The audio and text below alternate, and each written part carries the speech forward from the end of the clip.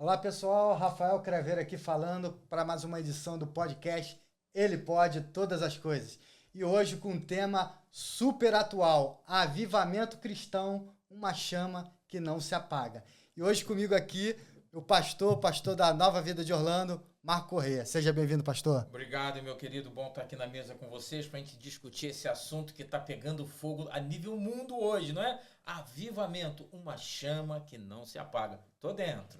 E nosso convidado aqui também, pastor da Nova Vida de Orlando também, Marco Marins. Seja bem-vindo, pastor. Mais uma vez é um prazer estar aqui com vocês, né? Aqui discutindo alguns temas relevantes aqui para nossa comunidade, né? A comunidade brasileira aqui em Orlando e de todo mundo, né? Porque como é acessado por várias pessoas, o importante é estarmos aí nos assuntos, né? Que estão aí na pauta de todo mundo, e esse não é um assunto que não esteja na pauta, está e sempre estará na pauta o avivamento aí, e é muito importante, vai ser bastante proveitoso aí o bate-papo nosso aí hoje. É um tema bem atual, né? Ainda mais aqui na América, que teve palpitante, um fervor, né? Nesses últimos dias, então vai ser bastante legal a gente falar sobre isso. Pastor Marco Corrêa, eu vou começar com o senhor. O seu entendimento, para a gente começar do início. Começar do início, gostei. Gostou, né? Para a gente começar do início. O que é para você avivamento? Avivamento. Bom, eu gostaria de deixar bem claro que é preciso, para eu dizer o que é avivamento na minha visão, preciso deixar claro que eu, Marco Aurélio, não sei se vocês vão compartilhar disso, da mesma ideia, do mesmo parecer, eu faço uma distinção clara entre movimento e avivamento. Movimento é condenável. Não, os dois têm o seu lugar na vida da igreja, mas acontecem de forma diferente, acontecem com características diferentes, com visão diferente, com objetivos diferentes. O avivamento, no meu entender, é algo que não é de fora para dentro, não é algo que a igreja programa, que os seus líderes oram e discernem um plano, uma meta, e aí falam com a igreja e começam a perseguir. Não, isso é o que eu chamo de um movimento. A igreja está se movimentando em determinada direção, com um determinado foco, com uma meta específica. Isso, para mim, é um movimento da igreja. E que a gente pode, em um outro podcast que não é o de hoje, falar sobre movimentos. Tem movimentos importantes na vida da igreja. Aliás, importantes, tem movimentos importantíssimos na vida da igreja. Agora, o avivamento não, é algo que vem de dentro para fora. Ele independe da ação do homem. A única parte do homem é o arrependimento. Quando o homem se arrepende e busca de verdade a Deus, coloca a sua vida diante dele, Deus começa a avivar esta pessoa. E o estilo de vida que essa pessoa passa a adotar, e a gente vai falar um pouco mais na frente sobre características de avivamentos, né? Aí o estilo de vida dessa pessoa contagia o outro, contagia uma igreja, contagia um bairro, uma cidade, um estado, um país, e se espalha pelo mundo. Então, avivamento é uma iniciativa de Deus na vida daquele que se coloca diante dele, se arrepende de uma vida de independência e se torna totalmente dependente de Deus, acredita em Deus e no seu poder e quer viver para ele. Deus, vendo isso numa pessoa, Deus começa a trabalhar dentro dela. E o avivamento é algo que você não consegue guardar para você. Ele vem como uma fonte e que jorra, e as pessoas olham e diz, nossa, essa pessoa está sendo avivada. Mais para frente vamos falar mais sobre isso. Mas para mim avivamento é isso, é um mover de Deus na vida da igreja. Independe do homem. Então deixa eu ver se eu entendi. É como se fosse a pessoa tá transbordando à medida que ela vai buscando, né? A gente tem que buscar o Senhor, e é como se fosse aquela sede que a gente nunca é saciado, né? Exatamente. E a gente vai, e aquilo é uma chama que não se apaga, a sarça que não se consome, continua queimando. Exatamente. E quanto mais você busca, mais você quer. Exatamente. Então é aquela chama que É algo tão gostoso dentro da pessoa. Tão prazerosa. Ela quer mais. Ela quer mais. E quando diz assim, mas está acabando o culto. Mas pode acabar o culto, eu vou continuar nessa adoração. Não quer dizer que ele vai continuar. O que a gente vai falar também um pouquinho mais à frente, os movimentos que estão, os avivamentos que estamos tendo hoje, onde as pessoas ficaram ali por dias e semanas. Mas o avivamento que começa dentro de nós pode começar na igreja, como pode começar em casa, como pode começar dentro do carro, e ele vai nos seguir aonde a gente estiver. Aí o que acontece é que quando pessoas sendo avivadas se encontram, acontece esse que a gente chama de o avivamento da igreja. Já não é mais um avivamento apenas pessoal. Aí o avivamento da igreja, esse é um outro estágio, é grande, é poderoso, é tremendo, provoca milagres, muda situações, muda países. Eu vou falar um pouquinho para frente, eu vou falar sobre isso. Muda a história de países. Isso é avivamento. Um vai contagiando o outro, né? E essa chama que de repente começou com uma pessoa, já começa uma chama maior e vai se alastrando. Pega fogo. O negócio pega fogo. É o fogo do Espírito, gente. Com certeza. Eu concordo, né? O que o pastor falou. E também vejo essa questão do avivamento como uma questão de renovação e despertamento, né? E aí não somente nos dias atuais, mas se a gente voltar para a Bíblia, né? A gente vai ver processos de avivamento na Bíblia, assim, toda a história bíblica, né? Por exemplo, no Antigo Testamento, você citou aí a sarça, né? Nesse processo, e a gente vai ver naquele momento ali um processo de avivamento, de despertamento acontecendo. Começou através de Moisés, mas Moisés, através dele, contaminou o povo, aí o povo, querendo ou não, foi avivado com os milagres, com as coisas que foram acontecendo, e, no entanto, quando eles passam ali no Mar Vermelho, né, eles vão ali e fazem uma festa ali do outro lado, né, então é um processo de avivamento. E aí, na história, a gente vai contando posteriormente aí com as perguntas, mas a gente vai vendo todo esse caminhar e nos processos de avivamento. Aí, se a gente olhar... Teve um processo que também teve vamos dizer assim, caiu, né, quando o reino foi dividido, né, ali Roboão, Jeroboão, então Reino do Sul, Reino do Norte, aí vai ver que o processo no Reino do Norte precisava de um avivamento, aí a gente vai ver o Reino do Sul trazendo esse avivamento, aí exemplo, o rei Manassés, e depois tem Josias, Josafá, então que trazem esse avivamento. Então eu entendo que é um processo de renovação e despertamento, né? Da igreja, do povo, né? Começa com forma individual, mas vai se alastrando de forma ali de todos, né? De forma coletiva. E, então eu entendo que é dessa forma aí. E aí eu citei alguns aí do Antigo Testamento, mas nos dias atuais também funciona dessa mesma forma. Deus é o mesmo ontem, hoje e será eternamente. Hebreus. Essa intensidade, a gente poderia ver como a intensidade do primeiro amor da pessoa ali, quando conhece Jesus, tem aquele primeiro amor, e aí começa a querer conhecer, e aí chama não se apaga. Assim, o pastor vai complementar, mas nessa parte do avivamento, como a palavra e o Antigo Testamento, mas o texto bíblico fala em relação a isso, o avivamento é um processo que existia anteriormente, mas morreu.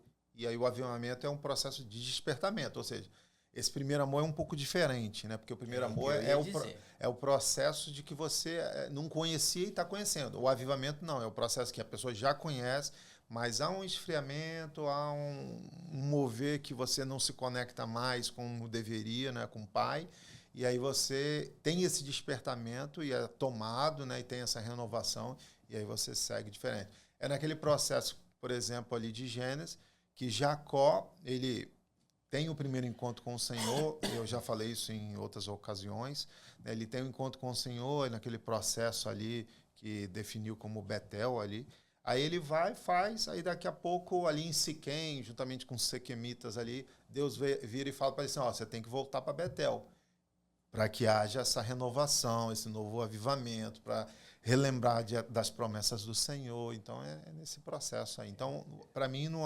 avivamento, é esse processo de despertamento e renovação. É esse processo um pouco diferente do primeiro amor. Na verdade, eu citei o primeiro amor Não no processo, mas na intensidade. Ah, sim, na intensidade. Na intensidade, entendeu? Na Ah. intensidade da pessoa buscar e querer mais e mais e mais nesse movimento de intensidade. É isso E não mesmo. do Você processo falou em si. certinho. Nós estamos dizendo a mesma coisa de maneiras diferentes. Diferente, é isso. Olha só, no primeiro amor, a pessoa conhece a pessoa bendita, maravilhosa, vou usar uma palavra que nem deveria ser, mas espetacular, tremenda, que é Jesus. Se apaixona.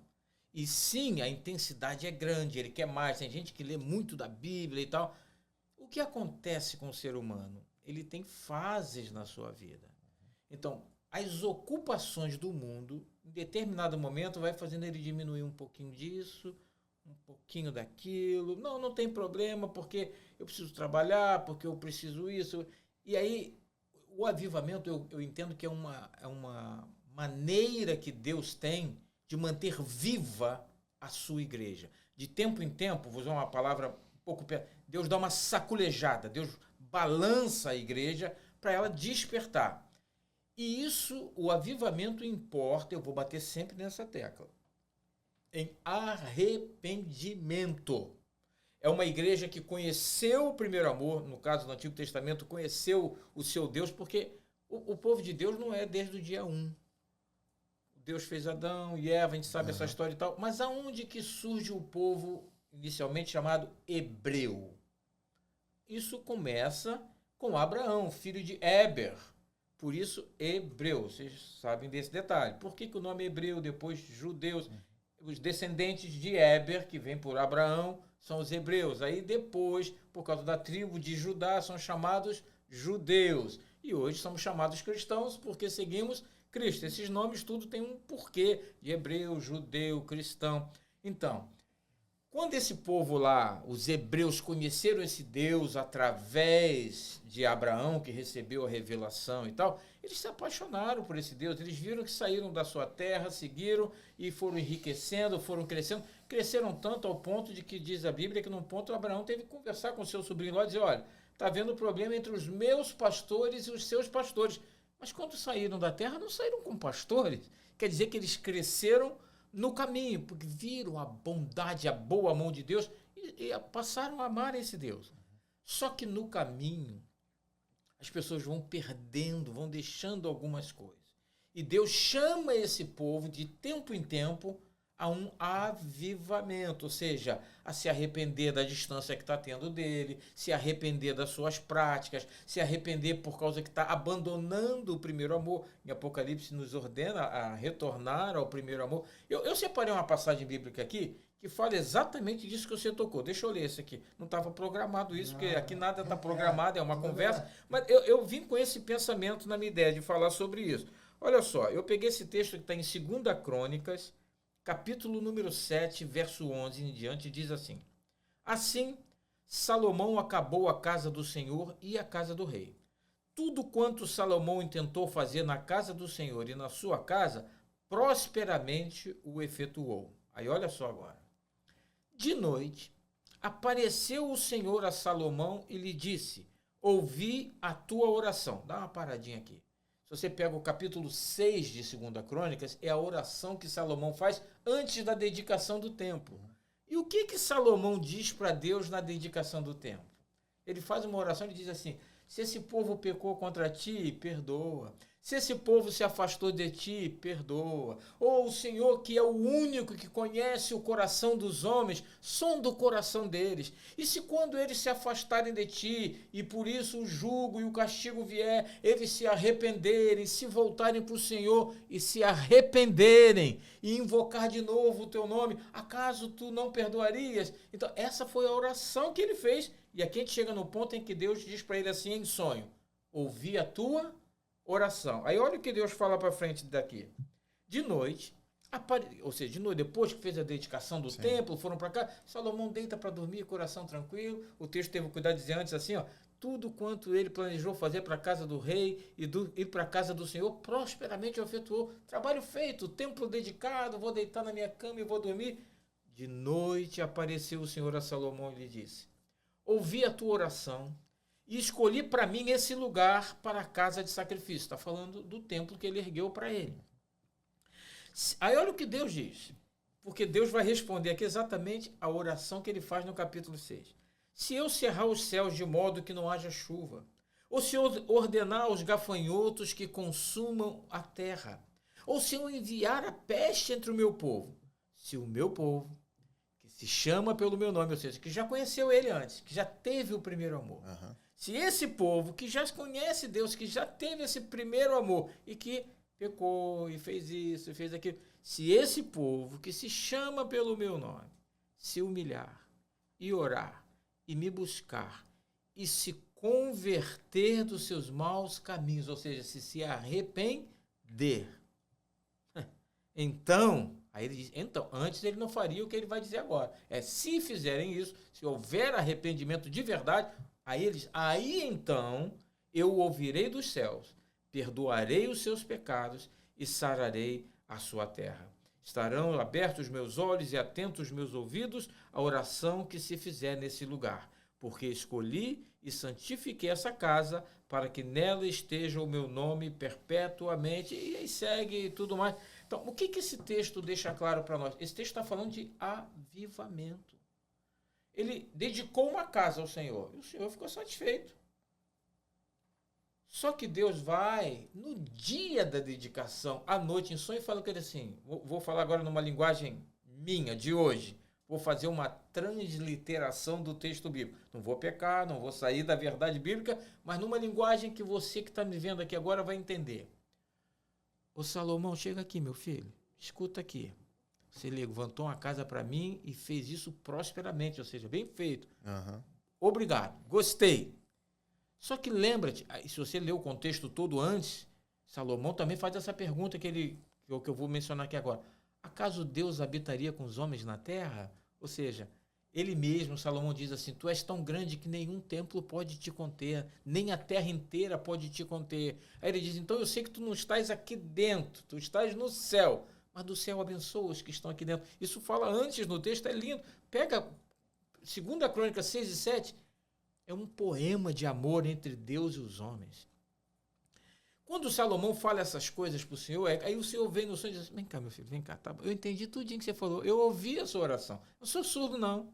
Meus ouvidos não estão agravados, minha mão não está emperrada. Eu posso fazer o que eu posso fazer.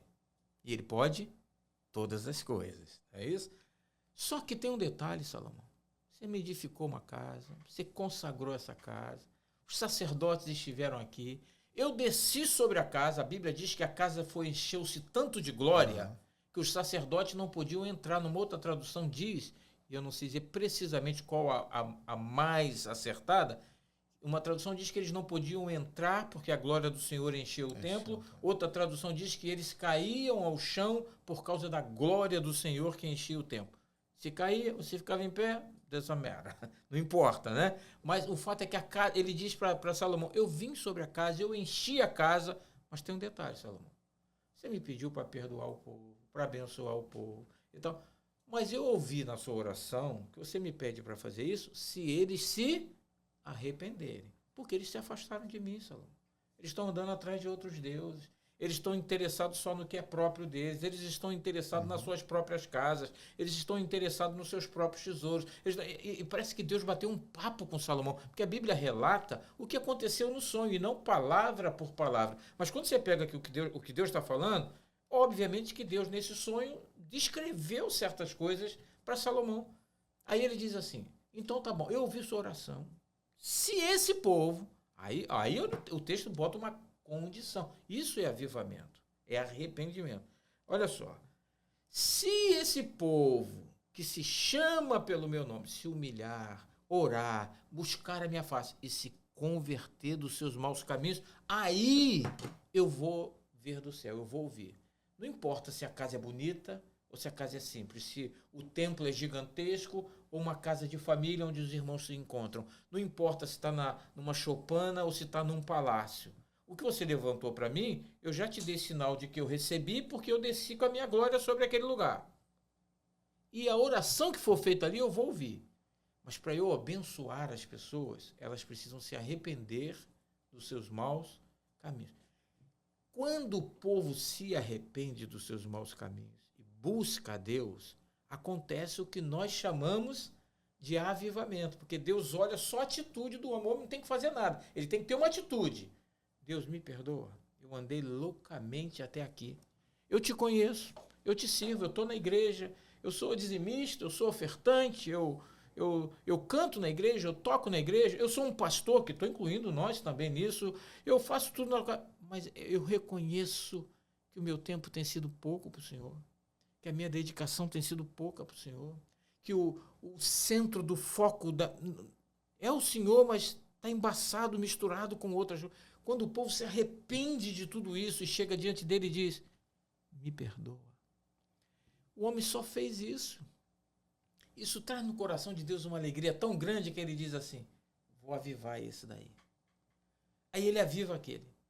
Aí você olha assim, pô, pastor, você está diferente hoje, a glória de Deus, é mesmo. Né? Aí você vai para casa comentando com a esposa, pô, pastor Marcos está diferente, está brilhando e tal. Aí a tua esposa, ele está buscando mais, ele está.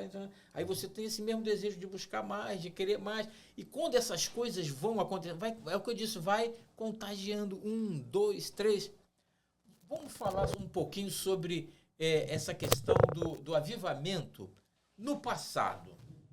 O pastor citou bem aqui um exemplo, você também citou um exemplo. Vamos a uma história um pouco mais recente. Recente que eu vou falar aqui são 500 anos. Né? Século XVI, quando há a reforma protestante. Isso foi, negue quem quiser, foi uma forma de avivamento. Sim. Quando alguns na igreja começaram a enxergar que precisavam buscar a Deus com integridade de coração. Aqueles questionamentos da reforma, e o assunto da reforma pode ser para um outro dia de podcast, ou para um dos nossos programas de entrevista, ou programa de palavra, talvez venha para um podcast, não sei, mas um dia nós vamos falar com você sobre a reforma.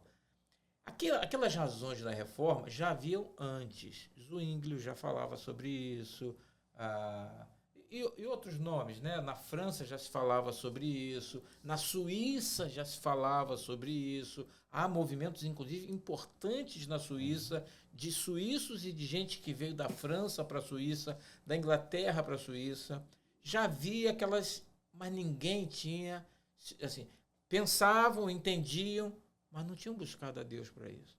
Quando chega na época da reforma, o camarada ali, quem foi que foi o reformador? Quem sabe dizer o nome? Quem sabe dizer um presente para quem saber dizer? Quem foi o reformador? Martinho Lutero. Quando Lutero se coloca diante de Deus, diz assim, ó, eu entrego minha posição, eu entrego o meu doutorado, eu entrego tudo, eu vou começar do zero, mas eu quero começar do teu jeito, da tua maneira, da tua pureza e tal. Quando Deus olhou e viu aquele homem cheio de fogo, dizendo assim, eu abro mão, porque ele fazia parte do clero, ele era um doutor em teologia, professor, não era o Zé da esquina, não era o Marco Aurélio, era alguém de uma proeminência na igreja. Quando ele disse, eu abro mão de tudo, absolutamente tudo, eu vou ficar sem casa para morar, porque ele morava nos mosteiros. Quando Deus viu um homem que se entregou totalmente, Deus o avivou de tal maneira que ele botou fogo naquele povo, na sua geração. E aconteceu a reforma. Quando a gente chega no século XVIII, temos João Wesley, um pastor, indo da Europa, da Inglaterra para os Estados Unidos, dentro de um navio. Ali se encontra com os irmãos chamados moravianos, que se reuniam na parte inferior do navio para orar. Para eles era uma reunião de oração. Sim. Eram puritanos, eram moravianos, era gente que vivia para Deus. Mas o que eles estavam fazendo era uma coisa normal entre eles, buscar Deus e cantar. Quando chega lá John Wesley, e ele vê aquela maneira de adorar, ele vê, o que eu disse, de um contagia o outro. Quando ele viu aquilo foi contagiando ele de tal maneira que ele diz na biografia, nem é ele que escreve, são os seus seguidores depois, que ele declarou que o seu coração começou a ficar quente, ele sentiu crescer, ficou conhecido como a experiência do coração abrasado. Ele se avivou, e do avivamento de João Wesley, avivou a Europa, meu amado. Avivou a Europa. Ele veio aqui, voltou, botou fogo na Europa. Pra você ter uma ideia, o avivamento é só cantar muito, é só ficar vários dias num lugar? Não. Por isso que você não pode classificar um avivamento enquanto ele está acontecendo. Ele é classificado depois, porque vai se olhar o que gerou, qual foi a centelha inicial e o que isso gerou na sociedade local e mais distante, né? Aí nós vamos poder dizer se foi um movimento ou se foi um avivamento. Pra você ter uma ideia, o avivamento que John Wesley levou para a Europa, a Inglaterra declarou lei seca no país todo e contagiou o governo da Inglaterra. O povo queria santidade, não queria mais ninguém bêbado nas ruas, porque naquela época não tinha passeios, não tinha parques e tal. Então qual era o divertimento daquela gente que trabalhava dura e tal? Bebiam demais. O governo decretou, ninguém mais bebe, vai todo mundo buscar o Senhor. Houve conversões em massa. Surgiu a chamada Igreja Metodista, que não foi fundada por John Wesley, foi fundada pelo seu irmão Carlos Wesley, depois, com seus seguidores. Mas surgiu a Igreja Metodista, para te dar uma ideia, em alguns pouquinhos anos, se formou 5.000 igrejas metodistas na Inglaterra. Olha, isso aí a gente chama de avivamento. Sim, sim. 5.000 igrejas, eu não me lembro bem se foi em 3 ou 5 anos, um prazo curto para uma quantidade tão grande. Quando a gente fala assim, mas por quê? Só porque a igreja é metodista? Não. Isso quer dizer que aquele povo ali é um povo que se separou para buscar mais, para querer mais. Por isso são chamados de metodistas, porque tem métodos. Eles se reuniam e ficavam horas e horas em adoração ao Senhor. Isso é avivamento. Trazendo para os dias de hoje. Estou falando muito direto, vocês podem interromper à vontade aí, Não. Pode falar. Para os dias de hoje. Aylesbury, no Kentucky, Universidade de Aylesbury. Amados, aquilo foi lindo. Foi inegavelmente um mover de Deus. E eu acredito que é um avivamento. Porque assim, é o depois, lá parou oficialmente os encontros. O que está gerando em seguida? Posteriormente, O impacto que Não tá foi só levando, aquele né? movimento. Não foi só aquele monte de gente que foi para lá. Eu estava vendo um comentário de o porquê que parou. A cidade de... Eu esqueci o nome da cidade agora. Não importa, é a Universidade de Aylesbury, numa cidade, eu esqueci o nome, uma coisa assim. Enfim, a cidade tem em torno de 6.000 habitantes, mais ou menos. Estava dentro da cidade em torno de 30.000 turistas para tentar entrar na capela da universidade. Então já não tinha mais como servir alimentação para todo mundo, dificuldade com a distribuição de água para todo mundo, esgoto sanitário para todo mundo, lugar para as pessoas descansarem, a gasolina, enfim, a cidade não tinha uma estrutura para aquilo. Então foi preciso parar aquilo ali para que a universidade e a cidade retomasse a sua vida. Mas parou o que aconteceu? Não. Você continua vendo na internet o que os alunos estão fazendo. Agora são de portas fechadas, não está aberto ao público, ninguém mais pode ir, mas eles estão se encontrando todo dia na capela. E não é para 1 hora de oração, não. Estão tendo horas de oração na capela. Só que agora está limitado a professores, funcionários e alunos. Mas é todo dia. Não estão continuamente. Eles começam e param, vão para os seus quartos, vão fazer os seus trabalhos, vão para as suas salas de aula. Aí, quem não tem aula está indo para... Saiu da aula, estão indo para lá.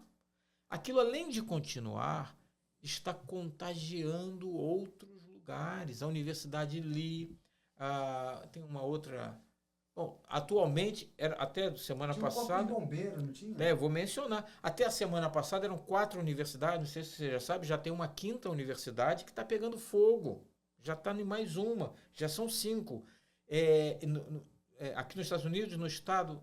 Eu estou falando assim, poxa, não trazer o nome, é o estado de Illinois, mas eu esqueci a cidade, um corpo de bombeiros, um quartel de bombeiros, os bombeiros que saem de outros, que acabou o seu turno de trabalho, estão indo para lá e estão em reuniões de oração contínua também.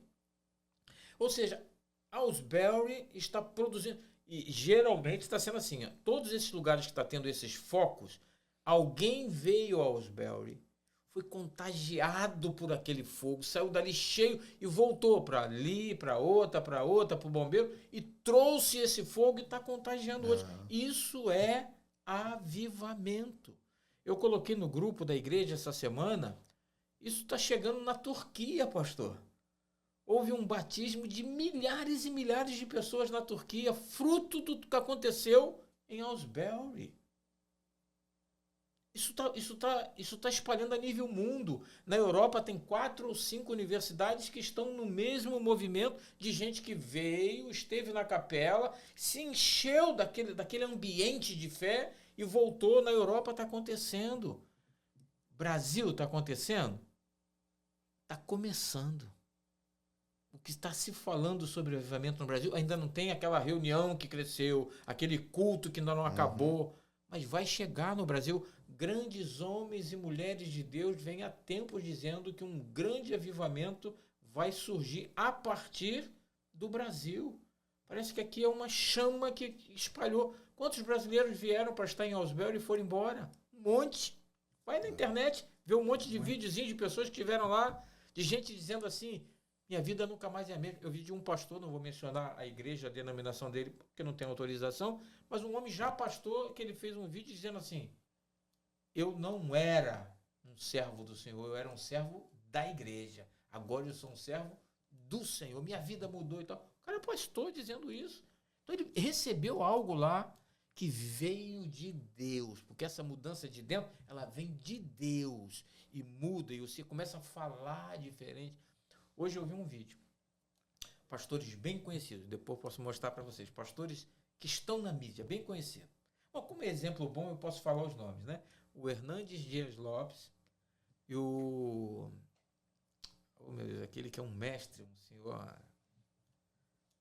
escapou o nome dele agora, que tem a barba branca.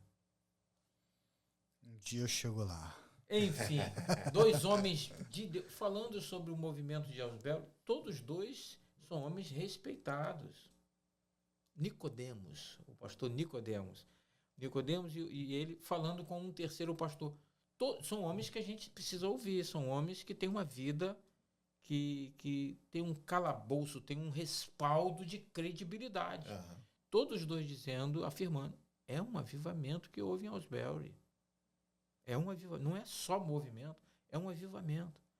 E isso precisa sair de Aylesbury para dentro do Marco Aurélio, para dentro do pastor Marcos Marins, para dentro do Rafael, para dentro da Nova Vida de Orlando, para dentro das demais igrejas boas que temos aqui em Orlando, para daqui para o Brasil, e do Brasil e para outro.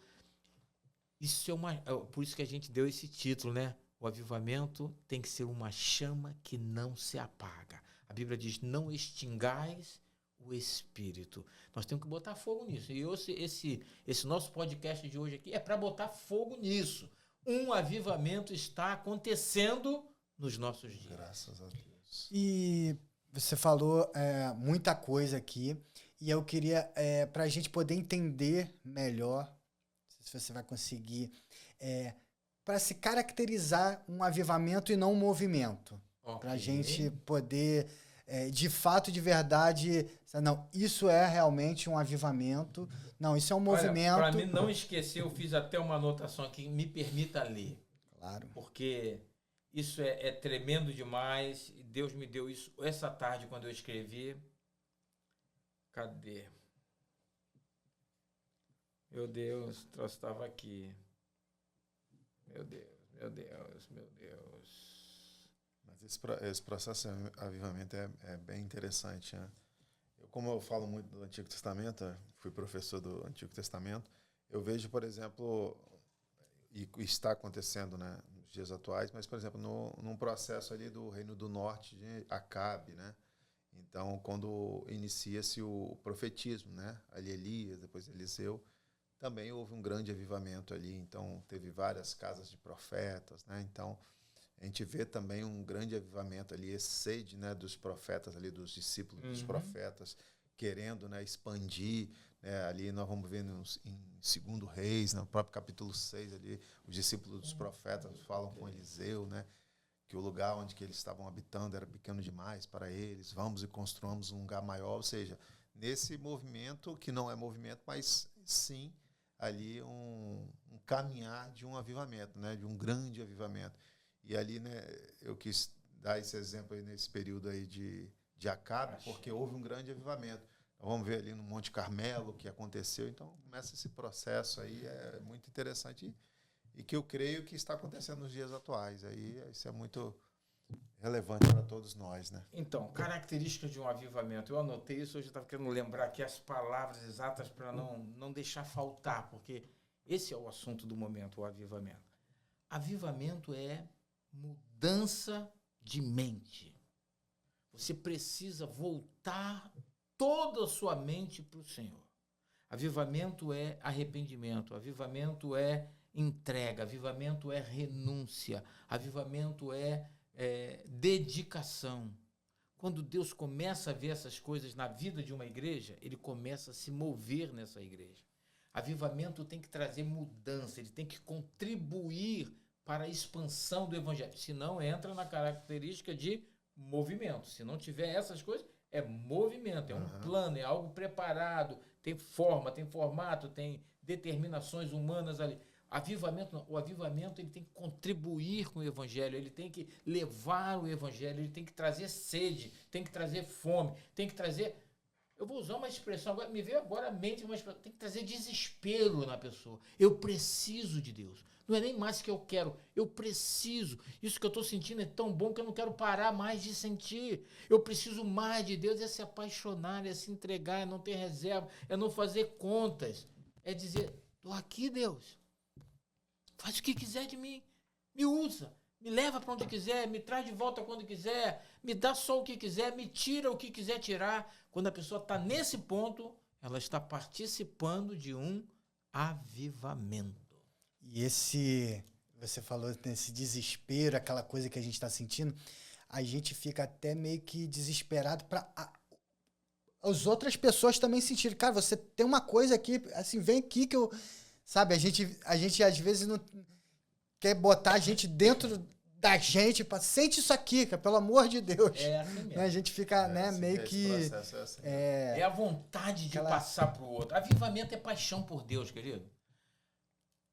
Eu sei que tem uma diferença bastante clara entre amor e paixão. Sim. Só que amor... Gente, tem que amar Deus, não vou fazer nenhuma correção nessa frase. Temos que amar a Deus, até porque Deus é amor. Então a gente responde a Deus por amor. Mas a paixão, o amor a gente consegue controlar, racionalizar, colocar ele dentro de uma caixa e dizer tem que ser assim. Tal. Paixão, ela rompe com tudo. Paixão não obedece nada, paixão não vê regras, paixão não vê limites. Quando alguém diz que está apaixonado... Quer ver todo dia, quer ver toda hora, quer estar ali com a pessoa, não, se puder, não vai embora. Avivamento é isso, é se apaixonar por Deus, é sentir necessidade. Eu não posso passar um dia sem ter pelo menos uma hora com o meu amado. É não chamar mais Deus de aquele Deus lá do céu, distante, que um dia vai... Não, ele é o meu amado da minha alma, é alguém que eu preciso estar com ele todo dia. Não posso, não é que eu quero, eu preciso. Eu cito sempre na igreja o verso da corça, né? O avivamento é como diz lá a palavra no exemplo da corça. A Bíblia diz assim, assim como a corça suspira pela corrente das águas, assim a minha alma suspira por ti, ó Deus. Ou seja, a corça ela anda sempre ao lado de água, sempre tem que ser água corrente. Água parada ela não fica. Água corrente porque ela tem muita sede, ela precisa de água. Então ela sabe que precisa de água que não esteja parada, água corrente, algo em movimento, algo vivo. E ela anda ao lado das águas e ela bebe e continua, ela segue a água. A Bíblia está dizendo isso. Assim também a minha alma depende de ti. Eu quero beber do Senhor todo dia. E não quero aquela água que já está parada, formatada, que é assim, é assada, é no horário A, no horário B. É domingo de manhã na escola dominical, domingo à noite no culto, é na quinta-feira, talvez. Não tem dia. O apaixonado por Deus não tem dia, não tem horário, não tem lugar, não tem forma, não tem cor, não tem equipamento. Ele precisa estar com seu Deus. Isso é avivamento. É se rasgar totalmente, se entregar. Tem gente que vai chamar a gente de louco. Eu tô nem aí. Pode chamar. Pode chamar. Né? Agora, quer ficar louco junto comigo? Vem comigo porque eu tô nessa vibe, como diz os jovens. E aí eu vou passar uma pergunta agora para vocês, que são pastores. Como vocês, pastores, podem influenciar para avivar a igreja? Vou deixar com Não, Não, vai. não, são vários os processos, né? Então, é o processo aí de relacionamento com o Senhor, né? E você fomentar isso na igreja, né? E você ser o exemplo, né, para isso. Então, você faz esse exemplo, né? Tem esse exemplo, então você acaba contagiando, né, a pessoa. Então, é nesse processo. Aí você toda hora está falando, né, mostrando o testemunho, falando sobre o Senhor. Isso, com certeza, eu vejo sempre quando a gente comenta, né? Por exemplo, estou no trabalho e comenta alguma coisa. A pessoa fica uma parada assim, opa. Aí começa a prestar atenção, aí começa a ouvir mais, aí aparece aquilo. Puxa, eu quero isso para a minha vida. Então, é nesse processo. Na igreja é dessa mesma forma. Você mostrar para as pessoas como é o seu relacionamento e como você está recebendo esse relacionamento do Senhor, e aí você vai contagiar as pessoas vão querer esse processo, né? A gente levar aí para um lado científico, aquilo que a gente chama de neurônio espelho, né? A pessoa quer se espelhar em você, então ele vai seguir. O próprio Paulo fala isso. Não, sejam meus imitadores, como eu sou de Cristo. É isso aí. Então, é nesse processo aí. Contagiar a igreja, há diversas técnicas que se pode usar para isso, mas que não funcionam para o avivamento. Funcionam para movimentos. Sim. Para avivamento não funciona. Um pastor levar a sua igreja a um processo de avivamento, estou falando de nós aqui, somos pastores da mesma igreja. Igreja Nova Vida de Orlando. De Orlando. Eu falei Orlando. Essa igreja tem 2 pastores, Marco Aurélio e Marcos Marins, e temos 10 bispos acima de nós, nosso bispo regional, o bispo Miguel. A igreja tem essa liderança. Tem 2 diáconos, você, a Lilian. Como que nós podemos levar nossa igreja a um avivamento? Nós não podemos. É Deus quem leva. Agora, é claro que o nosso exemplo é o que vai contagiar as pessoas. Porque eu disse que o avivamento é uma pessoa é avivada e ela começa a transportar, ela passa isso pelo olhar, pelo falar, pela maneira de andar. Você vê que às vezes está parado assim, está cantando uma música para Deus. Tá? Isso vai passando para os outros. Se a igreja olhar para mim, para o pastor Marcos, para o nosso bispo, e ver em nós exemplo de homens entregues a Deus, homens cuja prioridade número 1 é Deus, homens que não medem esforços, homens que não fazem continhas, não, para servir a Deus eu posso, mas isso aqui eu não posso. Não, homens que são entregues. A igreja olha para a gente, ela quer, a igreja é verdade, a igreja quer seguir a Deus. Mas a igreja é o tal do neurônio, como é que é? Neurônio? Espelho. Gostei dessa, rapaz. Eu só aprendi agora. É o caso do neurônio espelho. Se eles olharem em nós e veem em nós algo mecânico, profissional, está no púlpito porque porque é o pastor.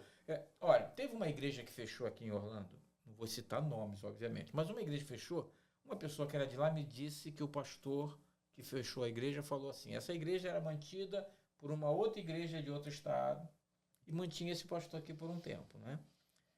Terminado aquele tempo, essa igreja cede e disse que não ia mais manter esse pastor. Aí se não tem salário, não vou mais pastorear também. Parou, saiu, entregou a igreja.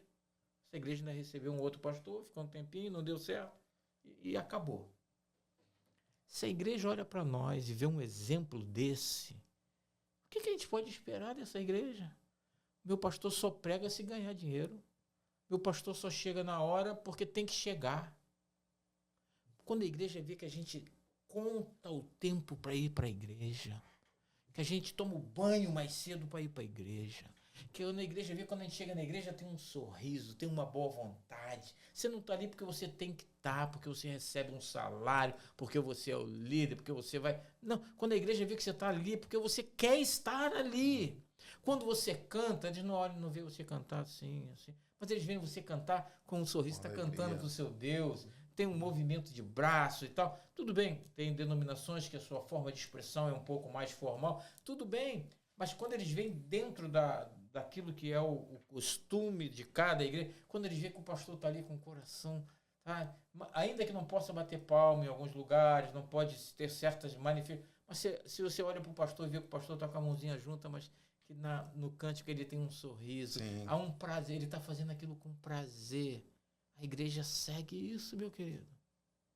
A igreja segue o seu pastor. A igreja segue o seu pastor. Agora, se a igreja vê em nós, profissionais da fé, homens interesseiros, homens frios, homens que não estão nem aí para o povo, homens que não pode, o povo não pode ter contato. Eu soube de um caso, não vou dizer nem aonde foi, né? De uma pessoa que alugou uma casa cujas chaves estavam na mão de um pastor da igreja dessa pessoa. E essa pessoa alugou essa casa. Ele ligou para o pastor: pastor, eu vou passar aí para pegar as chaves e tal, precisava do seu endereço para mim aí buscar as chaves. O pastor disse assim para essa pessoa: não, na minha casa você não vem não quero ninguém da igreja na minha casa. Me encontra no ponto tal e eu te entrego as chaves lá. Gente, o que esse pastor pode esperar da sua igreja? Olha, a gente sendo amoroso, carinhoso e tal, tem gente que não entende. Imagina não sendo. Então, a maneira que eu, Marco Aurélio, tenho para guiar minha igreja para um avivamento é viver um avivamento na minha vida. A igreja vai ver. Liderar por exemplos é muito mais eficaz do que por palavras, por cultura. Os pastores devem liderar por exemplo. Olha para mim. Porque você que é o bom. Não, isso é o que Paulo já disse isso, eu só estou repetindo.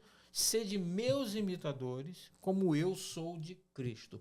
Ora, se a igreja olha para mim e o meu exemplo, ela diz: não, esse exemplo eu não quero seguir, não. Você vai esperar avivamento nessa igreja? Você vai esperar até religiosidade? Nós somos religiosos, sim. Porque seguimos uma religião cristã. Às vezes a gente quer fugir de certa coisa. Eu não sou religioso, eu sigo a Deus.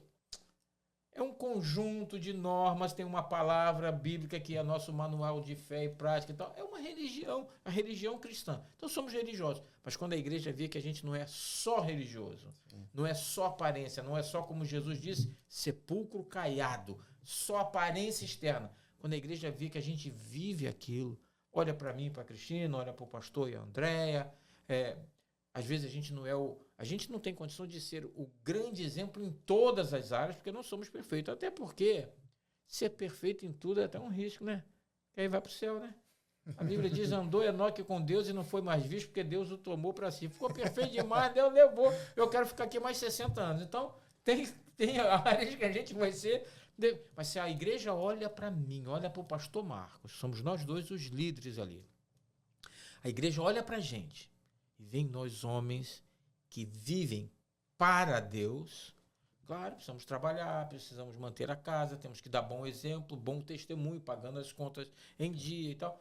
Mas se a igreja vê que, apesar de todas as nossas limitações, nossa vida está ali no altar de Deus para servi-lo, a igreja segue isso. A igreja segue. Alguns não vão entender, tem gente que não vai entender nada nunca. Falta aquela frasezinha que a gente usa, né? Quer que desenhe? Tem gente que você tem quase que desenhar. Esse vai ter sempre esses, os que não entendem nunca nada, que tiram as conclusões da própria cabeça. Eu acho isso, eu penso aquilo, eu entendo desse jeito. E sempre vai ter. Mas aqueles que estão ali olhando para os pastores para segui-lo, se eu viver um avivamento, esse povo vai seguir o avivamento. Se a minha mensagem vai além do... que eu não sou contra, por favor, que eu vou dizer agora, vai além do conquistar, como é que é? Tomar posse e tal. Eu creio nessas coisas. Eu ensino sobre essas coisas. A Bíblia diz: se quiserdes e me obedecerdes, comereis o melhor dessa terra. Eu não posso tirar da Bíblia essas partes. O evangelho da rigidez, é só para Deus, vive só para Deus. Tá? Não, a Bíblia diz que eu tenho direito a viver uma vida abundante aqui. Sim. A Bíblia diz isso e eu quero. Eu até brinco às vezes, eu digo: você não quer, dá para mim que eu quero. Isso é uma brincadeira, a igreja já me conhece, eu tenho liberdade para falar isso. Então, tudo bem, todas essas coisas. Mas se a igreja vê que, apesar das minhas necessidades como família e tal, eu priorizo, Deus é a prioridade. Vai ser a prioridade dessa gente também. Vai ser. É assim que a gente lidera... que a gente leva um povo a buscar avivamento, pelo exemplo pessoal. Vivendo, né, a palavra, como o senhor disse, né? E tem muito pastor vivendo isso. Em Mateus diz: todo aquele que ouve minhas palavras e as praticam. E aí, então assim, eu pego esse versículo para a vida. A gente tem que pegar esse versículo para a vida do início ao fim, porque não adianta nada eu conhecer a Bíblia de Gênesis, Apocalipse, e aí eu vou só falar. A pessoa fala, pô, Rafael fala, pastor fala, mas ele pratica outra coisa, faz outra coisa. Então a gente tem que viver, dar o exemplo, e a pessoa tem que falar, pô, pastor, cara, eu quero isso para minha vida, como você falou. Eu quero ser como ele. Eu quero isso para minha vida, eu quero que essa chama, e aí vai vir coisas na nossa vida, adversidades na nossa vida, e a gente não vai se abalar, porque a gente vive a palavra. Então a gente conhece a palavra, e aí a gente vive a palavra, e aí a chama, aí, pô, caramba, quanta coisa já aconteceu com o pastor, quanta coisa, né? Operou o joelho, mas ele tá ali. Sim. Né? Mas ele tá ali, ele não desiste, ele caminha. Pô, quantas adversidades... O que é isso? Não. Sabe o que é isso? Não. A gente vai tão longe que não tem nem mais como voltar. A verdade é essa. Mas voltar de quê? Não. É seguindo em frente, e essa chama... Esse cara faz umas perguntas que eu não entendo. Ele perguntou se plano B... Não existe plano B. Para quem segue a Jesus, não tem plano B. Passo atrás, eu não conheço. Eu ouvi essas palavras aqui nesse podcast, não conheço, não faz parte do meu vocabulário. Não tem. E aí a gente dando o exemplo para a igreja. E vocês como pastores, porque assim, vamos dizer, um crente normal tem uma vida diferente. Eu sou normal. Um crente normal, que já não é um normal, né? Para ser crente não é normal ser crente, leva um tipo de vida. Agora, um pastor que tem todas as suas atribuições, não é só, eu costumo dizer muito, muita gente fala, o fulano de tal começou a pregar, vai ser pastor. Não, pastor é muito além de uma pregação de culto. Coisa, né? Pastorear vidas, cuidar de vidas é muito diferente. Para essa chama não se apagar de tudo que acontece na vida, porque vocês tomam as... Fala não, hein? Né? Então, assim, como vocês fazem na prática, no dia a dia? Vai lá, pastor. Tem que ser o relacionamento com o Senhor.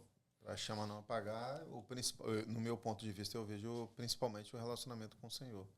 E aí começa desde o amanhecer, né, do acordar até o deitar. E aí eu preciso disso, até porque é isso que você citou mesmo. Tem no decorrer do dia alguns momentos em que acontecem isso, então você tem que se apegar ao Senhor. É a única forma, se apegando ao Senhor e tendo esse relacionamento próximo com o Senhor. É lendo a palavra, que é a revelação de Deus para os seres humanos de todas as épocas.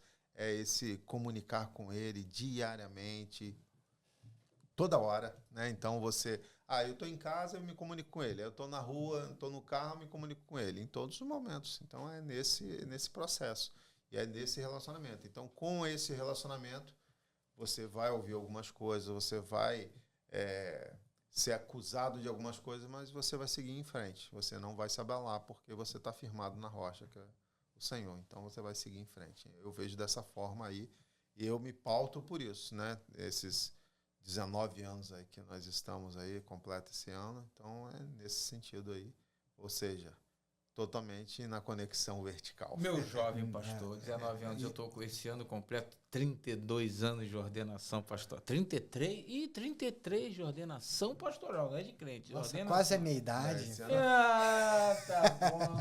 E acabei que com isso eu entreguei a minha idade, né? Porque é 33, o cara não nasceu pastor. Eu tenho 60 anos, mas estou igual Caleb. Isso aí. Mesma força que eu tinha, eu continuo e vou subir nesse monte e vou conquistar ele. Olha aí. E é legal que o senhor falou, que eu vejo muito isso também, e eu vejo muito o nosso derramar, né? Às vezes a gente acha assim, pô, eu tenho costume, e não tenho vergonha de dizer, às vezes eu estou em casa, eu acordo de manhã cedo, e aí eu vou ter o meu momento e... daqui a pouco eu vou dirigindo, daqui a pouco eu tô chorando no carro. É isso mesmo. E a gente fica... acho que o pessoal olha pra mim, o cara é doido, tá chorando. Deve ter pensado, coitado, deve ter acontecido alguma coisa. E não é aquele derramar do dia a dia, aquela coisa gostosa. Eu vejo às vezes o pessoal fala, isso aí é meninice, é bobagem. Para mim não é, para mim É paixão, é paixão, ela aquela rompe coisa, com a caixinha. aquela coisa, né, do cara me derramar, cara, Senhor, tô aqui, fala comigo, se não quiser falar, eu tô aqui. Tô aqui também. Eu tô aqui também. E tem mais, eu não vou sair daqui não quando vou o senhor sair, falar. eu não vou para lugar nenhum sem o Senhor. Porque às vezes a gente quer fazer uma coisa ali, uma coisa aqui, e a gente fica, não, mas eu quero fazer o que o Senhor tem para minha vida. Às vezes a gente tem boas ideias, só que não é para o Rafael, é para você, para o pastor Marco. E ele entregou para o Senhor fazer, não para mim. Sim. E eu tenho o que o Senhor designou para que eu possa fazer. E eu quero ser essa resposta. Então, eu tenho orado muito e minha oração é: Senhor, não me deixe de fora do que o Senhor está fazendo.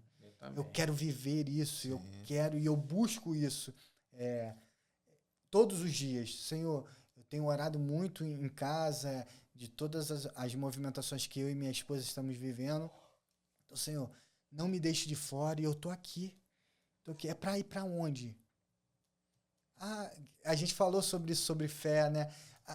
Cara, aqui é mais fácil, de repente, se eu for nesse caminho. Não, mas eu quero o que o Senhor tem para minha vida e eu vou queimar, eu vou andar sobre as águas com o meu foco em Jesus. Eu não vou olhar se eu estou andando sobre as águas, eu estou olhando para Jesus. E se eu tiver que andar sobre as águas, eu vou andar. Sim. Você falou uma coisa, para nós, pastores, né, que a gente de vez em quando leva mais. Como é que a gente suporta isso? Eu não posso falar pelo pastor, posso falar por mim. Quando eu olho para o amor que Deus demonstra por mim, qualquer animosidade, qualquer ato que seja negativo contra mim, não, assim, entristece, faz a gente baixar o semblante por algum tempinho, mas logo a gente pensa assim: o amor de Deus vale a pena. Deus é tão, como diz a música, tu és tão bom. Deus é tão bom para mim, para Marco Aurélio, que o que me faz entristecer, logo quando eu lembro do amor dele, aquilo passa. E as pessoas que nos entristecem, algumas fazem conscientemente e vão prestar contas a Deus, como nós vamos prestar contas a Deus do que fazemos e deixamos de fazer. Mas muitas pessoas às vezes nos magoam sem nem perceber que está magoando. Não são pessoas ruins, não. E eu coloco na mão de Deus: o Senhor fala, trabalha, traz de volta. Traz para o meu convívio novamente, reabre a porta que se fechou, faz uma ponte de ligação, porque parece que em algum momento houve uma ruptura. Deus faz uma ponte. Se rompeu algo aqui no caminho, põe uma ponte. E fica aguardando essa pessoa voltar para o meu coração. Mas se ela não quiser, meu irmão, o amor de Deus para mim é suficiente. Não é que eu não preciso dos irmãos, eu preciso. A Bíblia diz que nós somos um corpo. Um braço sozinho não é corpo, é braço. E se fora do corpo, ele vai apodrecer e vai morrer. Para ter vida, tem que estar no corpo. Então, sim, eu preciso do pastor Marco, preciso de você, preciso de todo mundo.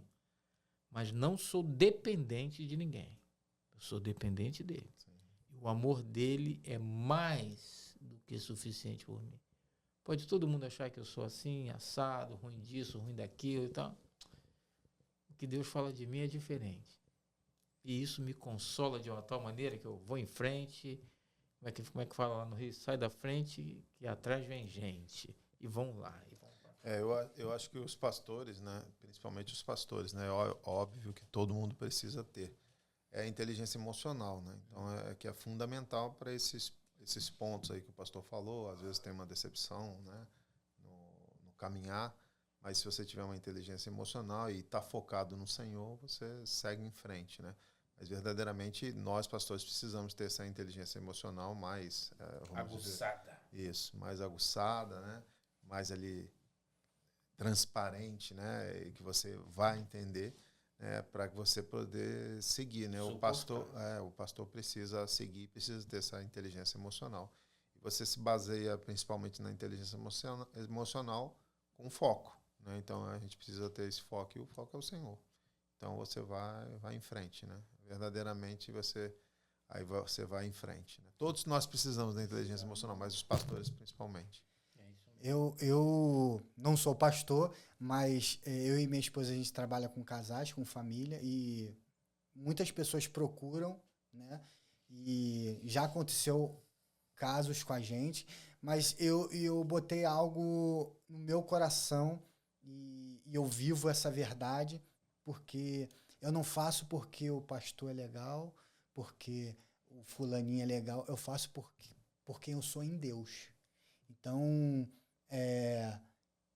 independente do que a pessoa vai fazer comigo ou vai falar alguma coisa, eu estou fazendo porque eu amo Jesus e eu vou fazer por ele, independente de qualquer coisa. Então, eu tenho isso no meu coração. Então, você ajuda, se a pessoa ajudar e amanhã virar as costas, amém, porque eu não fiz porque ela é legal, eu fiz porque eu sou em Deus.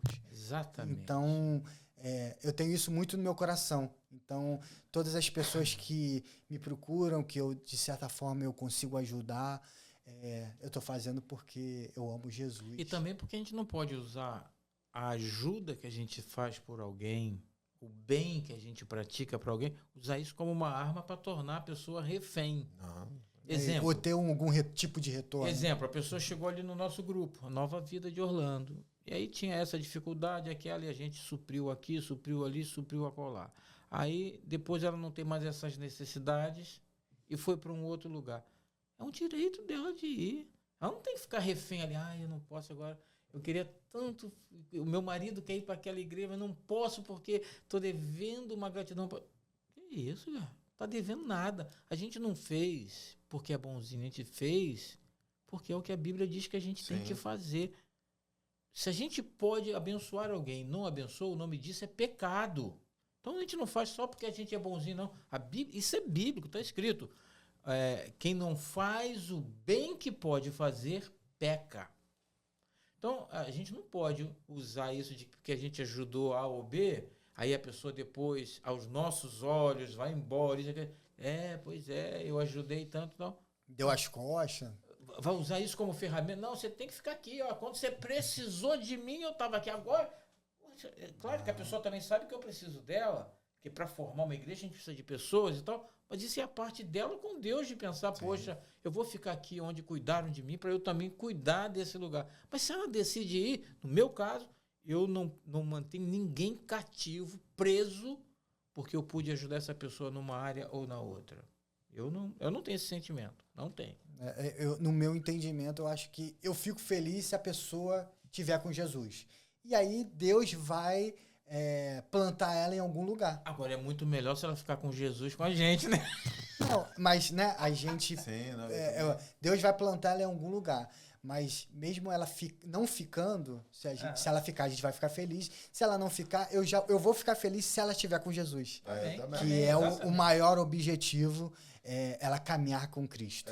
Eu geralmente a primeira pergunta que eu faço quando há uma pessoa que estava no nosso convívio ali da igreja e depois ela saiu, né, porque decidiu, né, sair e foi para um outro lugar, a primeira coisa que eu pergunto, e aí, tá em que igreja? Tá na igreja? Como é que tá? É justamente por isso, né? Porque tem que estar em Cristo, né? Nós somos... É só um caminho. Né? Isso é parte do avivamento. A gente não faz nada para receber nada. A gente faz porque já foi feito por nós.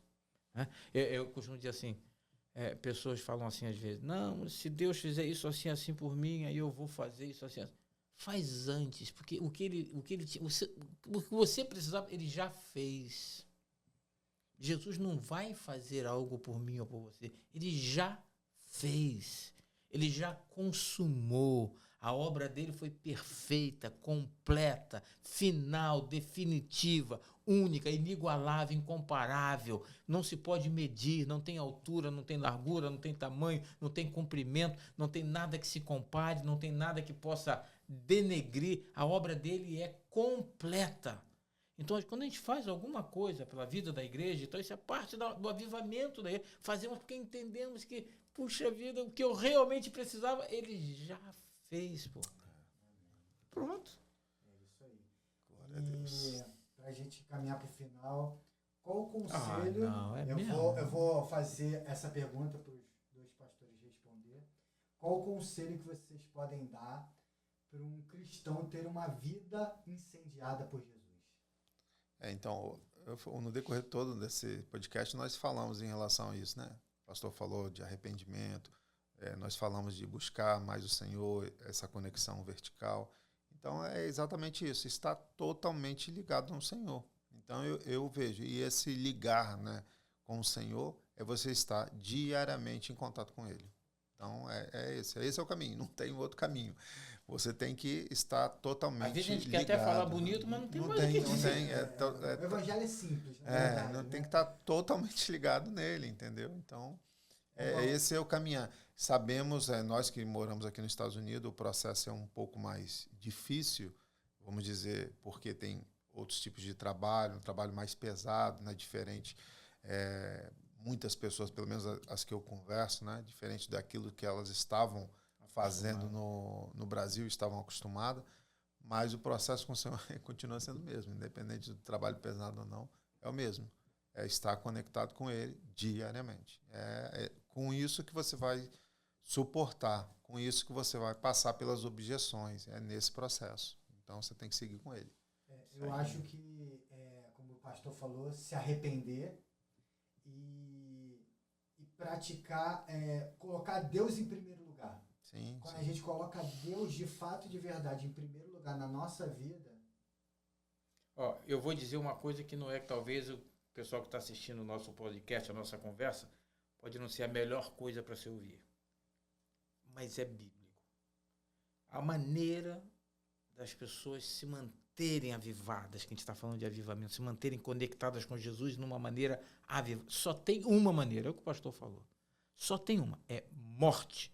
O convite da Bíblia para nós é a morte, é a cruz. Se você não morrer, você não pode nascer de novo. Não tem outra maneira. Então, quando alguém, para seguir na carreira cristã, tem dificuldade para seguir a carreira cristã, meu amigo, presta atenção aqui, você que está me ouvindo. Se você tem dificuldade para se manter firme na fé, é porque você ainda não morreu. Você precisa morrer. Você precisa sepultar. Não é só o batismo da água. Aquilo ali, sim, é o ato bíblico em que a gente faz a confissão pública da nossa fé. Mas é preciso que esse batismo aconteça lá dentro. Marco Aurélio morreu, cara. Morreu. Não existe mais. Está sepultado. Então quem é esse que está falando agora? É o novo Marco Aurélio, cheio da graça e da presença de Deus. Esse consegue se manter conectado com Deus. Por quê? Porque Deus está na vida dele. O homem, se não morrer para nascer de novo, Deus não está na vida desse homem. O homem natural não tem comunicação com Deus. A Bíblia diz, os vossos... Eu gosto muito da Bíblia, não interessa o que a gente aqui acha, o pastor aqui é PhD, é cheio de cultura. Isso tudo ajuda, constrói argumentos, ensina. Mas o que importa é o que a Bíblia diz. A Bíblia diz... Os vossos pecados fazem separação entre vós e o vosso Deus. Então, o homem natural, se ele não morrer, Deus não vai viver na vida dessa pessoa. Não vai. Então, o que vai acontecer? A natureza caída dele não dá a ele estrutura suficiente para ter uma vida com Deus, avivada, firme, com vontade de ir para a igreja, com vontade de cantar para o Senhor, com vontade de pregar, com vontade de ser um diácono, com vontade de ser um porteiro, com vontade de servir o lanche, com vontade de cuidar das crianças, porque tudo isso importa sim, em dedicação, em tempo, podemos estar fazendo outra coisa. Imagina, 30 crianças numa sala, as mães estão tudo lá sentadas assistindo o culto e tá duas irmãs nossas lá tendo que cuidar de 30. Eu falei, meu irmão, cuidar de 30 crianças, haja graça de Deus para isso. Não é fácil. Mas se você morreu e agora está cheio de Deus, isso é prazer, porque você está fazendo para Ele. Você não está fazendo para os homens, você não está fazendo para as crianças, está fazendo para as mães das crianças. Isso atende à necessidade da igreja. Mas você está fazendo para Ele. Então, o convite da Bíblia, nós temos que fazer um podcast sobre isso. O convite da Bíblia é a morte. Não é a morte física, mas é a morte do velho homem. Para que Cristo possa habitar. Para ser como Paulo disse, né? Já não vivo mais eu, mas Cristo vive em mim. Se você puder fazer essa declaração de verdade, não sou melhor, não. Eu posso dizer para você, eu não vivo mais. É Cristo quem vive em mim. Marco Aurélio morreu. Marco Aurélio era complicado, gente. Pensa no encrenqueiro, pastor. Pensa no encrenqueiro. Antes de eu me converter, conhecer, ter minha experiência com o Senhor, perto da minha casa tinha um clube, que tinha os bailes dos domingos, lembra da discoteca? Balos de não é da minha sábado à época, noite. Não é da minha época. É da minha, meu Deus. Eu ia pro baile. Qual era o meu maior prazer no baile? Não era dançar. Não era arrumar namorado. Era brigar. Quando ninguém brigava comigo, eu batia no ombro assim de qualquer um. Baile escuro, o pessoal dançando na pista. Batia no ombro assim de alguém. Quando eu virava, pum! Dava um soco. Começava a brigar. Esse era o Marco Aurélio sem Deus. Achava que era fortinho. Fazia jiu-jitsu. Então, academia, esqueci o nome, não sei o que, Gonçalves, J. Gonçalves. Não. Enfim, esse Marco Aurélio morreu. Ele não existe mais. Se alguém me der um soco na cara, eu sequer vou revidar. Porque a palavra diz que se alguém bate na tua face, faz o quê? Oferece a outra. Se alguém toma a tua capa, faz o quê? Dá também a tua túnica. Acabou o direito de revidar. Acabou. Óbvio que se alguém vier abusar da minha esposa ou coisa assim, eu vou ter que tomar uma atitude, porque eu tenho obrigação bíblica de proteger minha esposa. Mas que eu vou... Marco Aurélio morreu. Então você é convidado pela Bíblia a morrer. Quando a gente morre, a Bíblia diz que vem sobre nós o Espírito Santo. E aí nós somos uma nova criatura, com a mente de Cristo. E a mente de Cristo está ligada em quem? Em Cristo. Aí é mais fácil continuar avivado, continuar alegre, continuar feliz. Ir para a igreja não é peso, é alegria. Eu estou repetindo as mesmas coisas outra vez. É uma bênção. Com certeza. E quando a gente fala, muitas vezes a gente fala, eu quero viver o que Deus tem para minha vida, né? A gente fala muito isso. E é o que o senhor falou, não vivo mais eu, é Cristo que vive em mim. Exatamente. Então, quando eu morro para minhas vontades, Sim. quando eu morro porque eu quero e deixo Deus fazer a obra, eu não só vou gerar vida na minha vida, mas eu vou ressuscitar aquele que está morto. E através da minha vida. E de quebra, pela bondade dele, nós vamos conquistar muitas coisas nessa terra. Glória a Deus. Se alguém está em Cristo, nova criatura é essa. Olha aí. Se passaram, isso que tudo se faz novo. Isso aí foi o fechamento de ouro. Pode acabar o podcast agora, pode acabar. Foi um papo muito gostoso, muito legal. Ainda tem muita coisa para se falar, mas eu acho que foi bem edificante, né? A gente falar sobre esse assunto, um assunto tão atual, um assunto tão vivo e queimando nesses dias. Foi muito legal. Deixar esse pessoal que está nos assistindo saber que nas próximas semanas, não sei se vai ser... esse vai pro ar na próxima semana, mas nas próximas semanas vai ter um podcast aqui especial que eu queria que você prestasse atenção. A gente vai estar anunciando que vai ser sobre casamento construído, não é isso?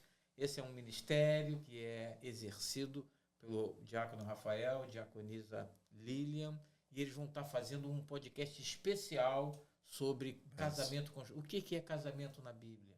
Qual o papel de cada um no casamento? Qual a função de cada um?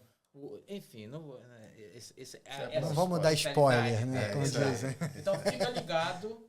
Casamento Construído está chegando aqui no Ele Pode Podcast da Igreja de Nova Vida de Orlando, que é produzido pelo New Life Studios Media. É isso aí. Então fiquem ligados e até a próxima. Obrigado, pessoal. Tchau. Tchau, tchau. Deus abençoe.